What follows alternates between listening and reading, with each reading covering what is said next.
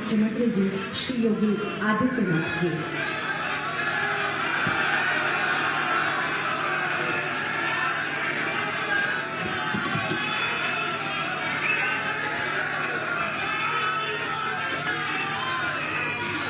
भारत माता की, भारत माता की, भारत माता की।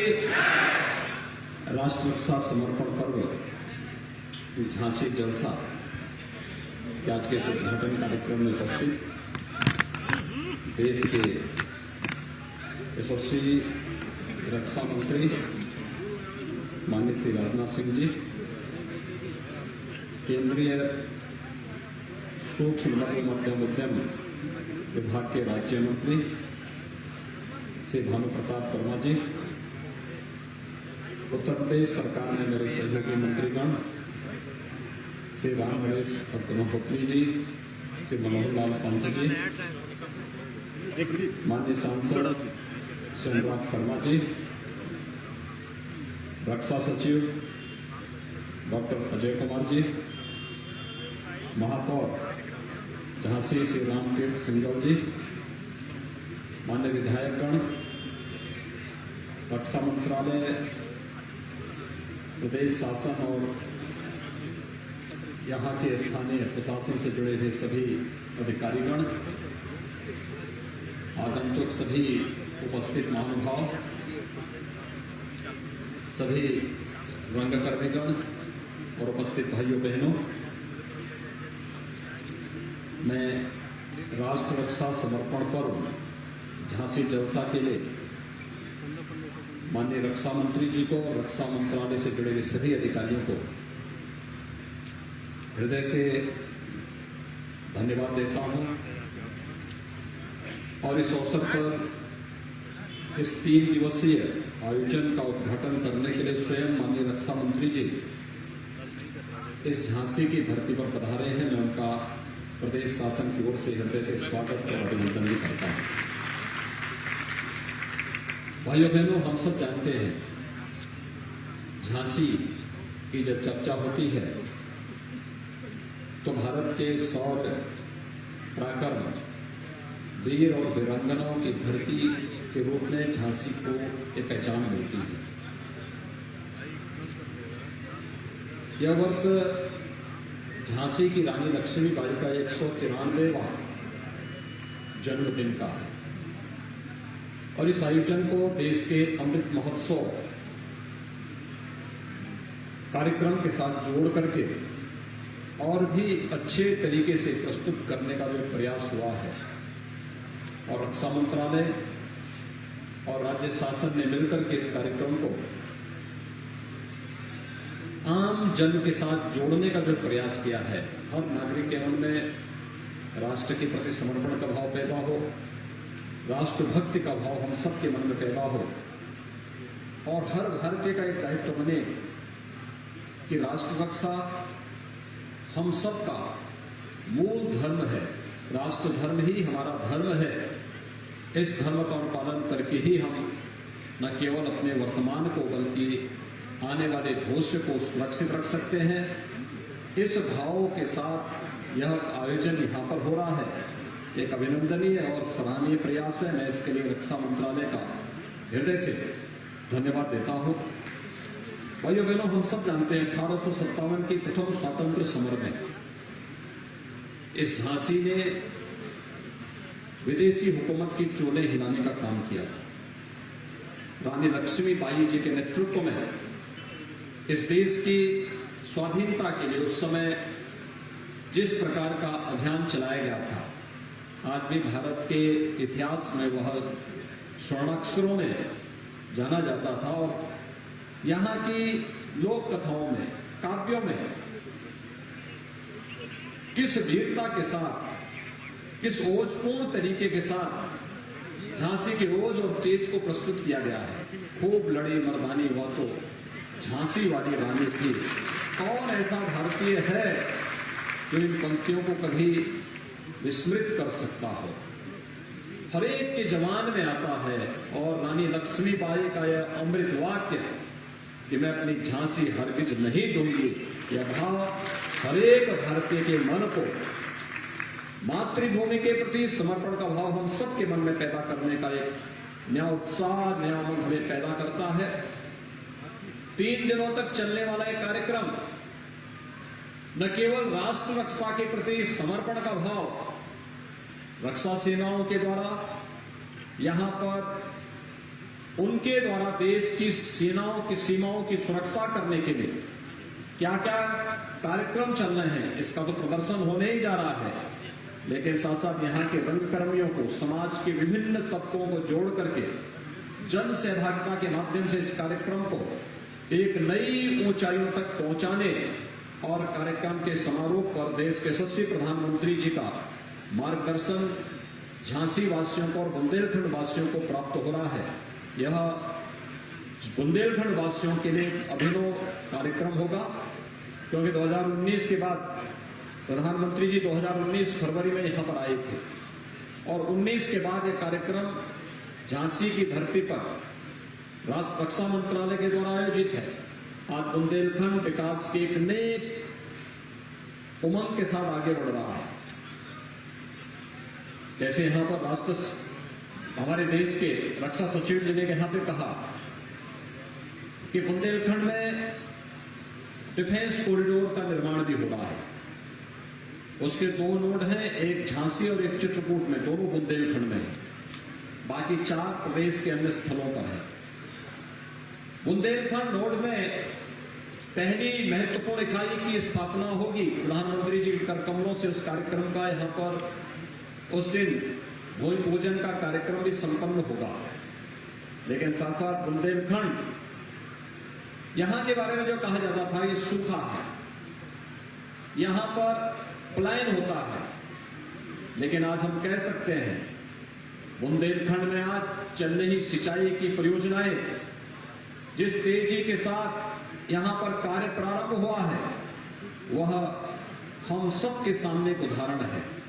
और आज मैं विश्वास के साथ कह सकता हूं कि झांसी ही नहीं बल्कि बुंदेलखंड के अंदर न केवल बुंदेलखंड एक्सप्रेसवे के माध्यम से हम बुंदेलखंड की जीवन रेखा को इसके साथ जोड़ने का कार्य कर रहे हैं और तेजी के साथ बुंदेलखंड एक्सप्रेसवे के निर्माण के कार्यक्रम को हम तेजी से आगे बढ़ा रहे हैं, बल्कि बुंदेलखंड के अंदर अब अनेक वह कार्यक्रम भी हो रहे हैं। ललितपुर में हम लोग एक नया मेडिकल कॉलेज बनाने जा रहे हैं।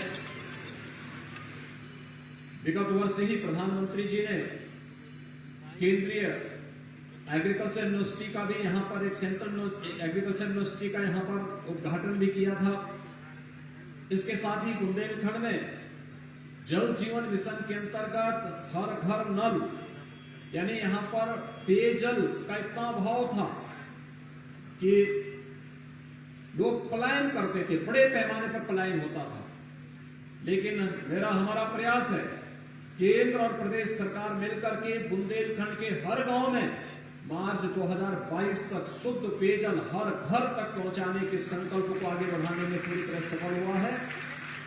लगभग 10,500 करोड़ रुपए की लागत से बनने वाली ये परियोजना यहां के विकास के साथ साथ एक नए बुंदेलखंड के निर्माण को लेकर के बुंदेलखंड के प्रत्येक नागरिक के मन में एक नए उत्साह के साथ और जिन मूल्य और जिन आदर्शों के लिए हमारे पूर्वजों ने, रानी लक्ष्मीबाई ने और उनके साथ अन्य वीरांगनाओं ने अपना बलिदान मातृभूमि के लिए किया था, वह मातृभूमि के लिए किया गया वह बलिदान न केवल रक्षा सेनाओं के ओज और तेज के माध्यम से आज देखा जा सकता है, बल्कि विकास की विभिन्न योजनाओं का लाभ जब हर गरीब को, हर गांव को, हर किसान को, हर नौजवान को प्राप्त हो रहा है, वह भारत की स्वाधीनता की वास्तविक अर्थों को हम सबको उसकी ओर प्रेरित करता है।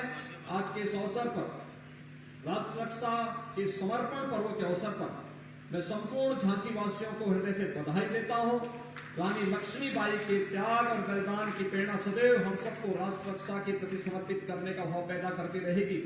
इस विश्वास के साथ मैं एक बार फिर से रक्षा मंत्रालय को इस कार्यक्रम के लिए हृदय से धन्यवाद देते हुए माननीय रक्षा मंत्री जी आज स्वयं यहाँ पर पधारे हैं, मैं उनका हृदय से स्वागत और अभिनंदन करता हूं। धन्यवाद। जय हिंद।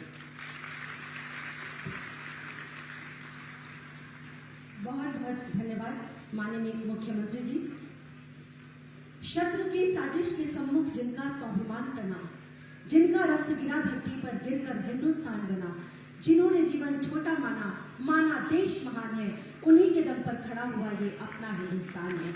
उन्हीं विभूतियों में से एक हमारे माननीय रक्षा मंत्री जी आज हमारे बीच हैं।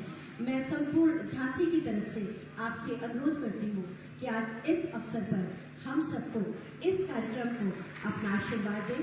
जोरदार तालियों से आपका पुनः स्वागत और अभिवादन। उत्तर प्रदेश के यशस्वी एवं कर्मयोगी मुख्यमंत्री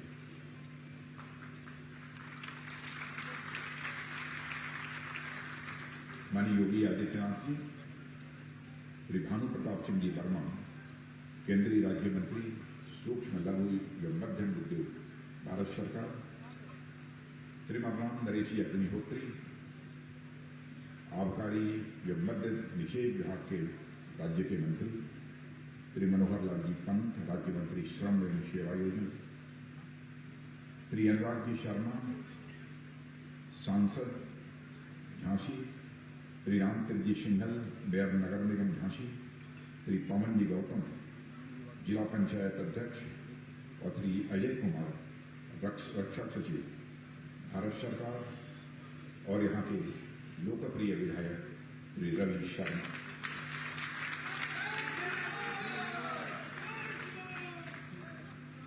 उत्तर प्रदेश सरकार एवं रक्षा मंत्रालय के सभी अधिकारीगण, कला मंच से संबंधित देवियों एवं सज्जनों, और यहाँ पर उपस्थित हमारे शौर्य और पराक्रम की धरती झांसी के मेरे सम्मानित बहनों एवं भाइयों, झांसी की वीर भूमि पर आयोजित यह राष्ट्र रक्षा समर्पण पर्व देश की रक्षा के प्रति हमारे संकल्प और समर्पण के साथ साथ भारतवासियों की शौर्य, पराक्रम, त्याग और बलिदान की अद्भुत परंपरा का यह उत्सव है। और मैं आभार व्यक्त करना चाहता हूं उत्तर प्रदेश के मुख्यमंत्री माननीय योगी आदित्यनाथ जी के प्रति। इस राष्ट्र रक्षा संकल्प पर्व का आयोजन करने में उत्तर प्रदेश सरकार का जितना सहयोग प्राप्त हुआ है उसकी जितनी भी प्रशंसा की जाए वह कम है। इसके लिए मैं उनके प्रति, उनकी सरकार के प्रति आभार व्यक्त करना चाहता हूं। यह पर्व साथियों जहां हमें भारत की गौरव गाथा से जोड़ता है, देश की स्वाधीनता के लिए हुए संग्रामों से जोड़ता है, वहीं भारत की आजादी के अमृत महोत्सव से भी यह जुड़ा हुआ है। साथियों, जिस झांसी की जिस शौर्य भूमि पर यह आयोजन किया जा रहा है उसके कण कण महारानी लक्ष्मीबाई की बहादुरी और बलिदान की यशोगाथा से जुड़ा हुआ है।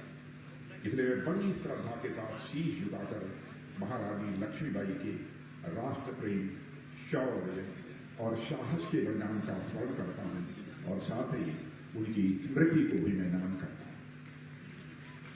साथियों, इस मौके पर मुझे महारानी लक्ष्मीबाई को समर्पित एक कविता की पंक्तियां याद आ रही हैं। गुमी हुई आजादी की कीमत सबने पहचानी थी, दूर फिरंगी को करने की सबने मन में ठानी थी, चमक उठी संसद दामन में वह तलवार पुरानी थी, खूब लड़ी मर्दानी वह तो झांसी रानी। हिंदी की प्रख्यात कवि जिनका आप सबने नाम सुना होगा, प्राइमरी स्कूल और जूनियर हाई स्कूल में उनकी कविताओं को भी आपने पढ़ा होगा, सुभद्रा कुमारी की शान। यह कविता हर भारतवासी को आज भी रोमांचित कर देती है मेरे बहनों भाइयों। और लक्ष्मीबाई का जीवन भले ही लंबा नहीं था, मगर अपने पराक्रम और बलिदान से उन्होंने जीवन को बड़ी बुलंदी तक पहुंचाया था। आप जानते हैं, भारत के प्रथम स्वतंत्रता संग्राम में महारानी लक्ष्मीबाई का योगदान अतुलनीय है। जब अंग्रेजी हुकूमत के सामने एक के बाद एक देशी रियासतें घुटने टेक रही थी, तो महारानी लक्ष्मीबाई ने साफ कह दिया था, मैं किसी भी सूरत में अपनी झांसी को नहीं दूंगी। ऐसी वीरांगना की धरती यह झांसी है। और यह बात भारतीय स्वाधीनता संग्राम का वह घोष वाक्य है जिसने आने वाले स्वतंत्रता सेनानियों को स्वराज और स्वाधीनता के लिए संघर्ष करने के लिए मेरे बहनों भाइयों प्रेरणा दी थी और उनके अंदर जज्बा पैदा किया था। और मैं यह भी कहना चाहूंगा कि महारानी लक्ष्मीबाई ने बड़ी कम उम्र में अपनों को खोया। बड़ी कम उम्र में महारानी लक्ष्मीबाई ने अपने अपनों को खोया, बच्चों को खोया और यहां तक कि अपना राजपाट भी खोया, मगर उन्होंने भारत के मान सम्मान और स्वाभिमान को कभी नहीं खोया। वह है हमारी रानी लक्ष्मीबाई और यह भावना उनमें कूट कूट कर भरी थी जो उन्हें शौर्य और शिखर पर स्थापित कर देती थी। साथियों, रानी लक्ष्मीबाई की वीरता ने नारी शक्ति को एक नया आयाम दिया है। उन्होंने नारी शक्ति को पुनः जागृत किया था। नारी में असीम शक्ति होने की भावना और विश्वास का संचार किया था महारानी लक्ष्मीबाई। और महारानी लक्ष्मीबाई के लिए उनका एक महिला होना रणभूमि में कभी बाधा नहीं बना था। नारी के अबला होने के विचार को हमारे समाज में बहुत लोग मान्यता दे रहे हैं, मगर उन्हें महारानी लक्ष्मीबाई, अवंतीबाई, झलकारी बाई जैसी वीरांगनाओं के शौर्य और पराक्रम को देखना चाहिए, जिन्होंने रणभूमि में बहादुरी का बेमिसाल परिचय दिया। उन्होंने साबित किया है कि महिलाएं अवसर मिलने पर रक्षा और सुरक्षा के मामले में बहुत प्रभावी भूमिका निभा सकती हैं। यह करके उन्होंने दिखाया है।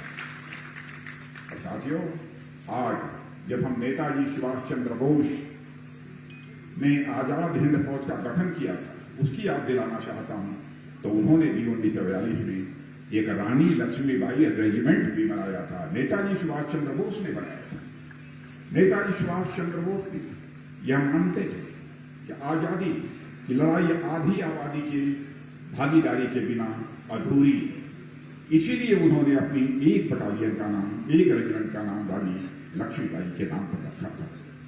दुर्भाग्य से आजादी के बाद महिलाओं को राष्ट्र रक्षा के काम में बहुत सक्रिय भागीदारी निभाने का मौका नहीं मिला, मगर अब हालात बहुत तेजी से बदल रहे हैं। और मैं आपको बताना चाहता हूं, जब से प्रधानमंत्री श्री नरेंद्र मोदी जी ने शासन बागडोर संभाली है, महिलाओं की हर हमारे फोर्स में भागीदारी बढ़ रही है, चाहे आर्मी हो, चाहे एयरफोर्स हो, चाहे वन नेवी हो। और जब मैं देश का गृह मंत्री था, तो मैंने एक एडवाइजरी भी सभी राज्यों को जारी की थी कि सभी राज्यों को यह प्रयत्न करना चाहिए कि पुलिस के अंदर भी कम से कम 33% महिलाओं का प्रतिनिधित्व होना चाहिए था, होना चाहिए। यह आदेश हमने उस समय जारी किया था। पैरामिलिट्री फोर्सेज में महिलाओं का प्रतिशत हमारी इस एडवाइजरी जारी करने के बाद बढ़ा है। और मुझे खुशी है यह कहते हुए कि हिंदुस्तान के कई राज्यों में भी पुलिस फोर्स में महिलाओं का प्रतिशत तेजी के साथ बढ़ रहा है। अब सेना में भी महिलाओं के लिए हर बंद दरवाजे खोले जा रहे हैं। हमने सेना के तीनों अंगों में महिलाओं की भागीदारी मेरे बहनों भाइयों बढ़ाई है। सैनिक स्कूलों में बच्चियों का को एडमिशन भी किया जा रहा है। अब तो पुणे में मौजूद भारत के सबसे प्रतिष्ठित सैन्य प्रशिक्षण संस्थान नेशनल एकेडमी में भी महिलाओं के लिए खोल दिया गया है। यही तो वीरांगना रानी लक्ष्मीबाई के प्रति सचमुच हमारी सच्ची श्रद्धांजलि हो। आप सबको यह जानकर हैरानी होगी, पिछले दिनों एनडीए में दाखिले के लिए देश भर से 2 लाख लड़कियों ने प्रवेश परीक्षा दी। 2 लाख से अधिक लड़कियों ने प्रवेश परीक्षा दी। साथियों, अब तो सेना में महिलाओं को परमानेंट कमीशन भी देने की व्यवस्था बन गई। लंबे समय से इस देश में महिलाएं सेना में परमानेंट कमीशन की मांग कर रही थी, लड़ रही थी। अब सेना ने फैसला किया है योग्य महिला अधिकारी जो मेरिट में क्वालिफाई करेगी, अब उन्हें परमानेंट कमीशन दे दिया जाएगा। और महिला सशक्तिकरण का इससे अच्छा, इससे बढ़िया और क्या दूसरा कोई उदाहरण हो सकता है। साथियों, आज जो राष्ट्र रक्षा समर्पण पर्व हम मना रहे हैं, उसकी भावना, या मैं यह कहूं कि स्वतंत्रता या राष्ट्र प्रेम की भावना इस देश में सदियों से मौजूद रही है। मैं याद दिलाना चाहता हूं, वह राष्ट्र रक्षा का ही भाव था जिसने आचार्य चाणक्य को आक्रांताओं के खिलाफ चंद्रगुप्त को लड़ने के लिए तैयार किया था। वह राष्ट्र रक्षा का ही भाव था जिसने आचार्य चाणक्य को आक्रांताओं के खिलाफ लड़ने के लिए चंद्रगुप्त को तैयार किया था। वह राष्ट्र रक्षा का ही भाव था जिसने महाराणा प्रताप को मुगलों की अधीनता कभी न स्वीकार करने की प्रेरणा दी थी, और उसी राष्ट्र रक्षा के भाव ने छत्रपति महाराज शिवाजी को महाराष्ट्र के साथ साथ समग्र राष्ट्र के बारे में चिंतनशील बनाया था। इसी तरह न जाने ऐसे कितने हमारे राष्ट्र नायक हैं जिन्होंने देश की आजादी के लिए संघर्ष किया और अपने प्राणों तक का बलिदान देने में उन्होंने रंच मात्र भी संकोच नहीं किया। मेरे बहनों भाइयों, आज जब हम सभी यहाँ एकत्र होकर राष्ट्र रक्षा समर्पण का पर्व मना रहे हैं, तो यह पर्व हमें इसका अवसर भी देता है कि हम एक पल ठहर कर अपनी अब तक की यात्रा पर विचार करें। हम देखें कि अपनी आजादी से लेकर अब तक हमने क्या उपलब्धियां हासिल की हैं, विकास पथ पर हम कितनी दूरी तक हम आगे बढ़े हैं और अभी हमें और कितनी यात्रा तय करनी है, और हमारे पूर्वजों ने इस देश के लिए क्या किया है उससे सीख लेते हुए अपने भविष्य की राह हमें और आपको मिलकर ही प्रशस्त करनी होगी।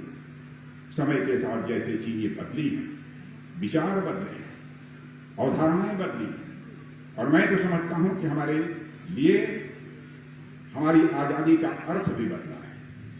और किसी समय हमारी आजादी का मतलब विदेशी शासन से मुक्ति था, लेकिन उसके बाद इसका अर्थ हुआ दुनिया की सहायता से अपनी जरूरतें पूरी करना और विकास की यात्रा तय करना।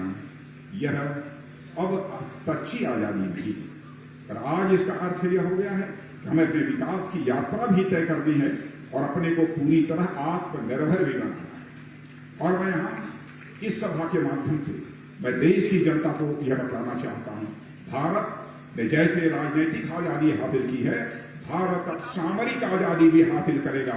और एक दशक के अंदर इसी भारत के अंदर ऐसे हालात पैदा होंगे कि हमारे सेना के जवानों के लिए जो हथियार इसके पहले तक और अब तक भी काफी हथियार दुनिया के दूसरे देशों से आयात किए जाते हैं, बहनों भाइयों, आगामी 1-1.5 दशक में ऐसे हालात पैदा होंगे कि हम दुनिया के दूसरे देशों से हथियार अपने सेना के बहादुर जवानों के लिए आयात नहीं करेंगे, बल्कि भारत की धरती पर ही भारत के जवानों के हाथ से वो हथियार बनाए जाएंगे। सामरिक स्वतंत्रता हम हासिल करना चाहते हैं, इसलिए हमने स्वदेशी का रास्ता अपनाया है। पूज्य बापू का यह मानना था कि आजादी का मतलब केवल राजनीतिक आजादी या कागजों पर ही शासन का हस्तांतरण नहीं है।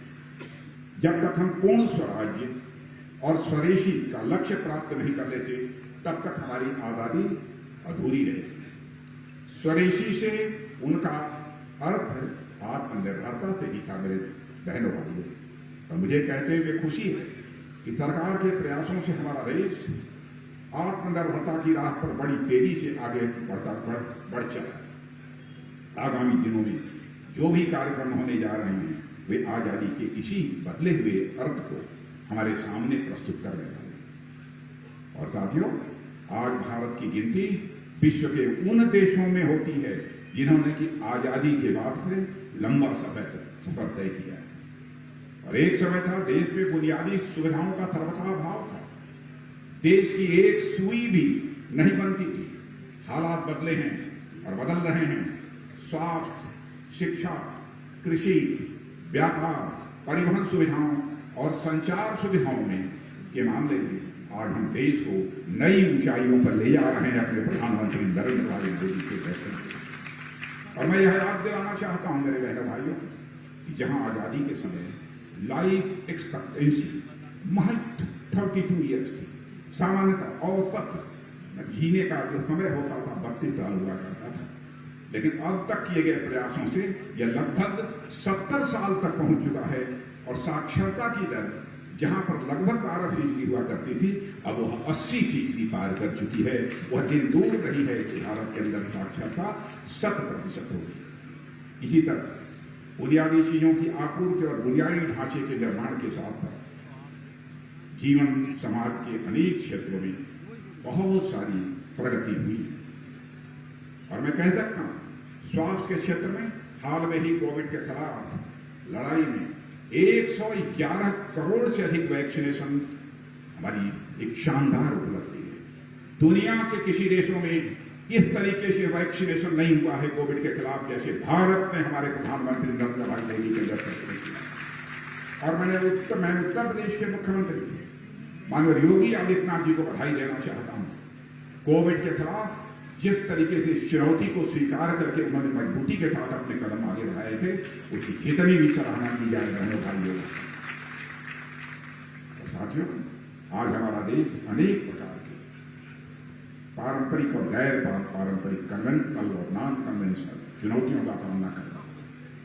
और यह चुनौतियां न केवल समय के साथ बढ़ी हैं, बल्कि उनमें विविधता और व्यापकता भी आई है। पहले सीमाई खतरे हुआ करते थे, वहां की सेना आ जाएगी, सीमा पर हवा बोल देगी। फिर आतंक और फिर उग्रवाद जैसे खतरे भी पैदा हुए हमारे देश के सामने। और अब तो साइबर स्पेस और अंतरिक्ष में भी, यह भी अब खतरों की संभावना को नकारा नहीं जा सकता। यह भी अब सारे अंतरिक्ष और स्पेस यह सब भी अब खतरे की जद में आ गए। ऐसे में एक स्वतंत्र राष्ट्र के रूप में हमारी राष्ट्रीय एकता, अखंडता और संप्रभुता की रक्षा हमारे देश बहुत ही चुनौतीपूर्ण जिम्मेदारी है। और इसलिए यह अत्यंत आवश्यक है कि हम न केवल मजबूत, आधुनिक और सुसज्जित सेना तैयार करें, बल्कि उसके साथ साथ उतना ही सक्षम और आत्मनिर्भर रक्षा उत्पादन का वातावरण भी पैदा करें, जो हमारी सेनाओं के सभी जरूरी साजो सामान को, हर हथियार को और अन्य आवश्यकताओं को समयबद्ध तरीके से पूरा कर सके। और मैं आपको जानकारी देना चाहता हूं, अभी इसी वर्ष मैंने तय किया है जो हथियार, जो प्लेटफॉर्म्स, जो गन, यह तब सारे हमारे सेना के जवानों के द्वारा उपयोग किए जाते हैं।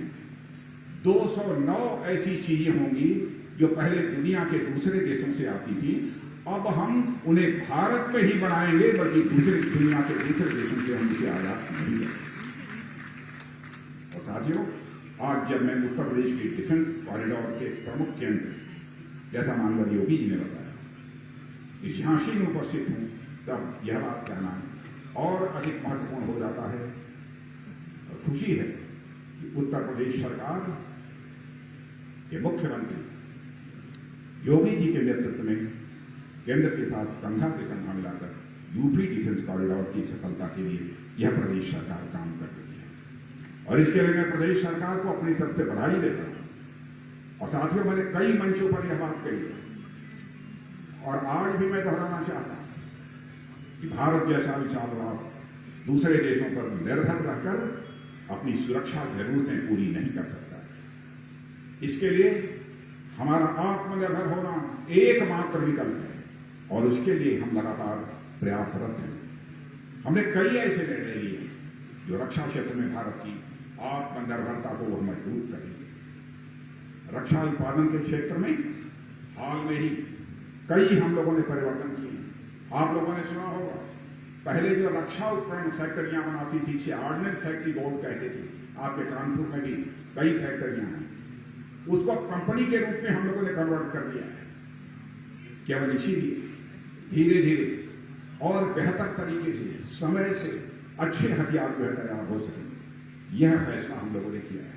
और मुझे कहते हुए खुशी है कि हमारी सरकार द्वारा उठाए गए इन कदमों के परिणाम भी हमारे सामने आने शुरू हो गए। हाल ही में एचएएल का नाम आपने सुना होगा, हिंदुस्तान एरोनॉटिक्स लिमिटेड को इस साल आजाद भारत के इतिहास में पहली बार एचएएल, यह हमारी कंपनी है, भारत की कंपनी है, हिंदुस्तान एरोनॉटिक्स लिमिटेड, उसको हम लोगों ने 50,000 करोड़ रुपए का ऑर्डर दिया है कि भारत में ही हथियार बनना चाहिए, जिसका उपयोग हमारे सेना के गठन करें। यह भारत में रक्षा की दृष्टि से किसी भी भारतीय कंपनी को दिया गया अब तक का सबसे बड़ा ऑर्डर है। आज तक भारत की किसी भी कंपनी को इतना बड़ा ऑर्डर नहीं मिला था बहनों भाइयों, जो हम लोगों ने स्टार्ट किया। और यह एक ऐतिहासिक निर्णय है जो इंडियन एरोस्पेस सेक्टर को नई ऊंचाइयों पर ले जाएगा। यह निर्णय भारत में रक्षा उत्पाद और साजो सामान के निर्माण में की संभावनाओं का एक आदर्श उदाहरण भी यह प्रस्तुत करता है। इसके अलावा पिछले 7 वर्षों में हमारे रक्षा निर्यात का 38,000 करोड़ रुपए का आंकड़ा पार कर जाना इन्हीं नीतियों का परिणाम है। 38,000 करोड़ रुपए से अधिक का हम लोगों ने दरियाफ्त किया। यह कोई छोटी उपलब्धि नहीं है। हम सबको इस बात पर फक्र होना चाहिए, गर्व गौरव की अनुभूति होनी चाहिए कि भारत की इतनी तेजी के साथ हमारे प्रधानमंत्री मोदी जी के नेतृत्व में आगे बढ़ रहा है। 10,000 से अधिक जो भानु प्रताप जी वर्मा यहां पर बैठे हैं, जिस विभाग के मंत्री, 10,000 से अधिक एमएसएमई का डिफेंस सेक्टर से जुड़ना ये नीति का परिणाम है। 10,000 एमएसएमई डिफेंस सेक्टर से जुड़ गई है, जो हमारी फैक्ट्रियां चल रही है। आज यदि डिफेंस सेक्टर में research and development, startup, innovation और रोजगार बढ़ा है तो इन्हीं नीतियों का परिणाम है। और मेरे बहनों भाइयों, एक समय था जब देश में लगभग 65 से 70% रक्षा सामग्री बाहर से आयात की जा रही थी। आज तस्वीर बदल गई है। आज तस्वीर बदल गई। और बहनों भाइयों, आपको यह भी मैं जानकारी देना चाहता हूं, वो पंखा भी अपनी खुशी का इजहार कर रहा है।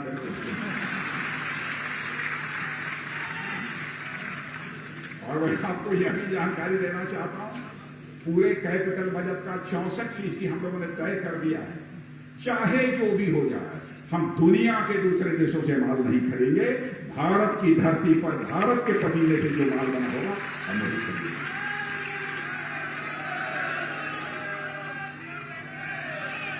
बहनों भाइयों, सरकार और उद्योग जगत के साझा प्रयासों से हम न केवल मेक इन इंडिया बल्कि मेक फॉर द वर्ल्ड के लक्ष्य को हम जल्दी प्राप्त करेंगे। यह भी मैं आपको भरोसा दिलाना चाहता हूं कि हम भारत के लिए ही नहीं बनाएंगे, सारी दुनिया के लिए हम बनाएंगे।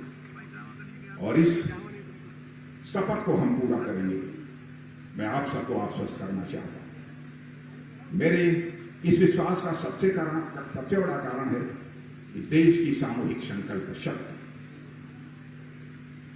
और भारत की युवा शक्ति का उत्साह और उनके भीतर मौजूद अपार ऊर्जा। आपके अंदर जो उत्साह है, अपार ऊर्जा है, उसी के परिणाम स्वरूप हमारी इस संकल्प की सिद्धि होकर रहेगी। दुनिया की कोई ताकत हमें रोक नहीं कर सकती। और विश्व की सबसे बड़ी युवा शक्ति यदि किसी दुनिया के देश के पास है, भारत के पास है। जितने युवा भारत में हैं, दुनिया के किसी देश में इतने युवा नहीं मिले। और मैं मानता हूं कि इस युवा शक्ति इस दशक को रक्षा उत्पादन की दृष्टि से नई बुलंदियों तक ले जाने में पूरी तरह से कामयाब होगी। और साथियों, जैसा कि मैंने पहले भी कहा था कि हम इतिहास के ऐसे निर्णायक मोड़ पर खड़े हैं जहां से हम अपने भविष्य को एक नई दिशा दे सकते हैं। हमने अब तक काफी कुछ किया है और आगे भी हमें बहुत कुछ करना है और आगे भी बहुत कुछ करना है। और मुझे पूरा विश्वास है कि हम मन, वचन और कर्म से अपने संकल्प की सिद्धि प्राप्त करके ही रहेंगे। और साथियों, इस देश के लिए हम क्या कर सकते हैं, हम सबको इस दिशा में आज सोचने की जरूरत है।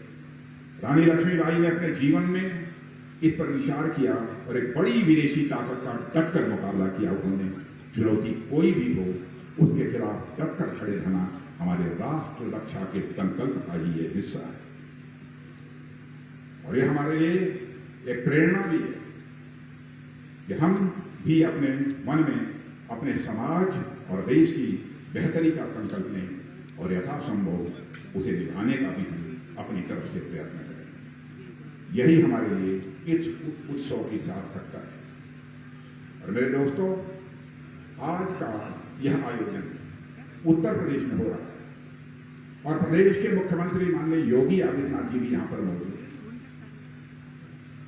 मैं तो कभी कभी कहता हूं कर्मयोगी तो है ही, कैसे कर्मयोगी हैं किसी को बताने की जरूरत नहीं है।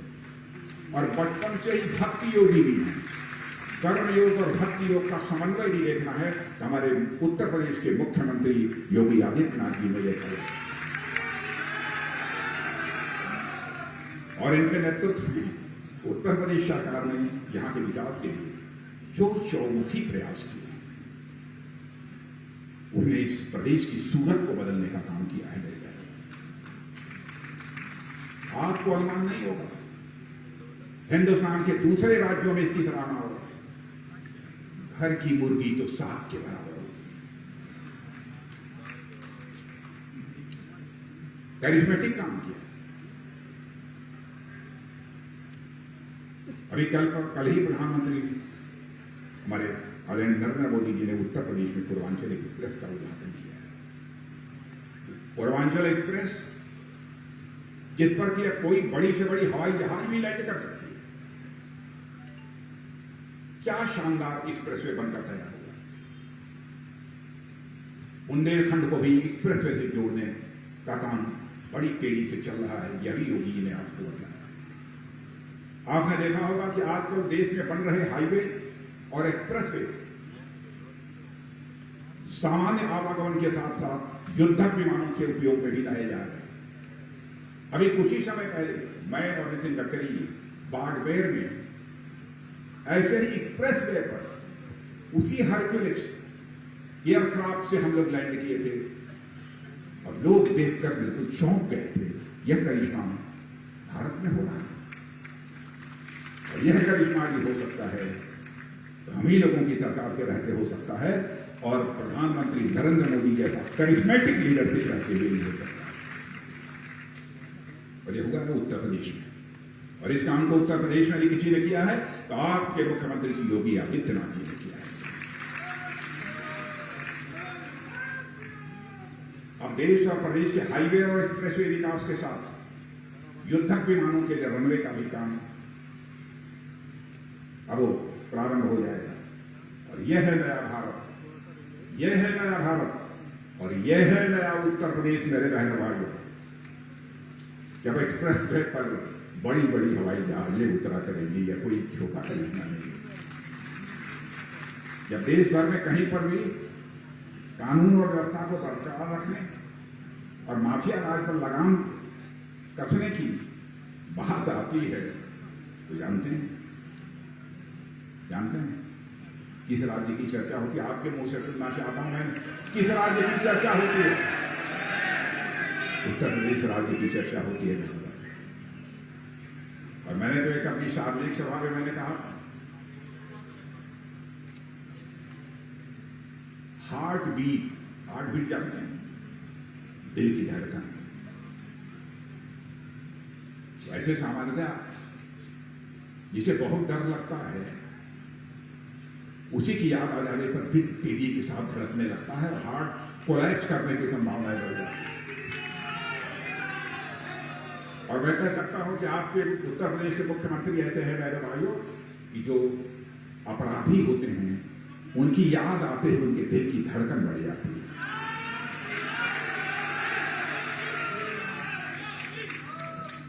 योगी शासन के में गुंडे माफिया तो बदमाशी छोड़ चुके हैं और फिर उन्हें अपने धंधे छोड़ने पर मजबूर भी होना पड़ा। ऐसे ही नहीं छोड़ा है। उत्तर प्रदेश में औद्योगिक विकास के लिए भी वे पूरी मजबूती के साथ मुख्यमंत्री जी काम कर रहे हैं। और डिफेंस कॉरिडोर के अलावा 1 डिस्ट्रिक्ट 1 प्रोडक्ट, अब कितनी आपको जानकारी है मैं नहीं कह सकता। यह भी करिश्माई काम किया है। एक जिला और एक प्रोडक्ट जैसे कार्यक्रम से उद्योगों को बढ़ावा देने का काम भी यहां उत्तर प्रदेश में हो रहा है। और मैं कह सकता हूं कि उत्तर प्रदेश में 1 डिस्ट्रिक्ट 1 प्रोडक्ट का जो यह काम हो रहा है हिंदुस्तान के अन्य राज्यों के लिए भी एक मॉडल का वह काम कर रहा है। एक नमूना है जो हिंदुस्तान के दूसरे राज्यों के। जहां तक आबादी का सवाल है, आबादी के दृष्टि से उत्तर प्रदेश हिंदुस्तान का सबसे बड़ा और सबसे बड़ा राज्य होने के बावजूद कोविड महामारी में जिस तरीके से इन्होंने काम किया, मैंने भाइयों मैं पुनः उत्तर प्रदेश के मुख्यमंत्री माननीय योगी आदित्यनाथ जी को अपनी तरफ से भी हार्दिक बधाई देना चाहता हूं।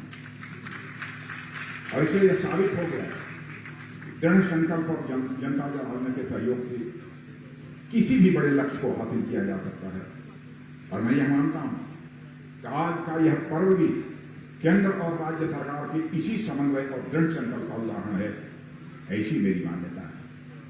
साथियों, इस पूरे सभा स्थल की जिस प्रकार की भव्यता है, रौनक देखकर हमको लग रहा है झांसी का कोना कोना जर्रा जर्रा मानो आजादी का अमृत महोत्सव पूरे जोर शोर से मना रहा है कि जो सड़कों पर भी मैंने देखा जिस प्रकार की तैयारी हो रही है। और यह पर्व इस देश की एकता, अखंडता और संप्रभुता की रक्षा के संकल्प से जुड़ा है। इसलिए इसकी सफलता सुनिश्चित करना हम सबकी जिम्मेदारी है। मैं इस आयोजन से जुड़े लोगों तथा समस्त भारतवासियों को पुनः अपनी तरफ से हार्दिक बधाई देता हूं। इस राष्ट्र रक्षा समर्पण पर्व की हार्दिक बधाई देता हूं और इस कार्यक्रम की सफलता के लिए अपनी हार्दिक शुभकामनाएं भी देता हूं। और जैसा योगी जी ने आपको बताया कि 19 तारीख को यानी परसों हमारे यशस्वी प्रधानमंत्री भारत के आदरणीय नरेंद्र मोदी जी भी आ रहे हैं। उनके द्वारा इस कार्यक्रम का समापन होगा और तरह तरह के भव्य कार्यक्रम आयोजित किए जाएंगे। इस अवसर पर इससे ज्यादा कुछ न कहते हुए और इस कार्यक्रम का आयोजन जो प्रदेश सरकार के द्वारा किया गया है उसके लिए मैं पुनः राज्य सरकार के प्रति आभार व्यक्त करता हूं और राष्ट्र रक्षा समर्पण पर्व की आप सबको पुनः बधाई देते हुए अपना निवेदन समाप्त करता हूं। आप सबको बहुत बहुत धन्यवाद। बहुत बहुत साधुवाद आपको माननीय रक्षा मंत्री जी। देश प्रेम की ज्वाला जैसे आपके अंदर है,